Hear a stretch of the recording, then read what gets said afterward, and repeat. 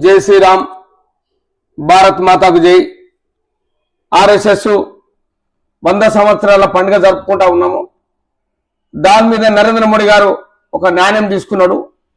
నాణ్యం మీద భారత మాత బొమ్మ పెట్టి చేస్తా ఉన్నాడు. భారత మాత ఎందుకంటే ఈ గాంధీది కానీ, నెహ్రూది కానీ, జిన్నాది కానీ ఇటువంటి పెడతారు వాళ్ళ దేశంలో.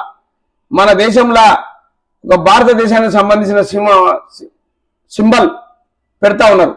ఎందుకంటే అది ఒక భారతీయ జనతా పార్టీతో అవుతుంది. వేరే పార్టీలందరూ వాళ్ళందరూ ఏం చేస్తారంటే వాళ్ళ నాన్నది వాళ్ళ తాతది బొమ్మలు పెట్టుకుని దేశం మీద ప్రచారం చేస్తూ ఉంటారు, నోట్ల మీద. అది కాకుండా భారతదేశంలో శ్రీరాముందో వినాయకుందో ఏదో ఒకటి వీళ్ళు అలా చేస్తూ ఉంటారు.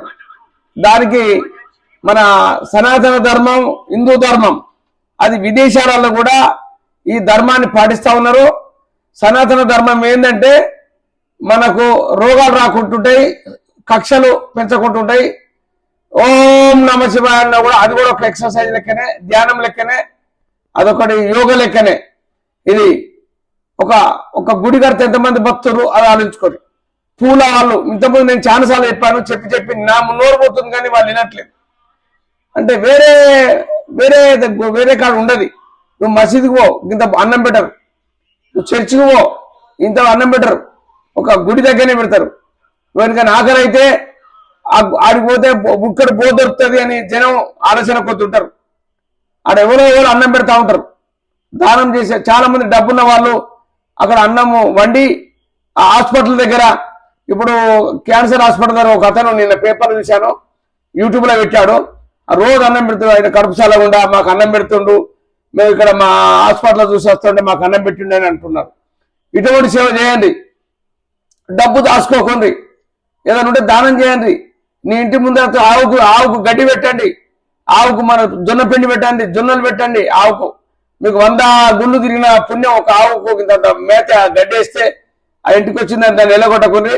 ఏదో ఒకటి పల్లిపిండి, ఆ పల్లీలు ఉంటాయి, శనగలు, అవి నానబెట్టి పెట్టండి, తింటది. మీకు చాలా పుణ్యం ఉంటుంది.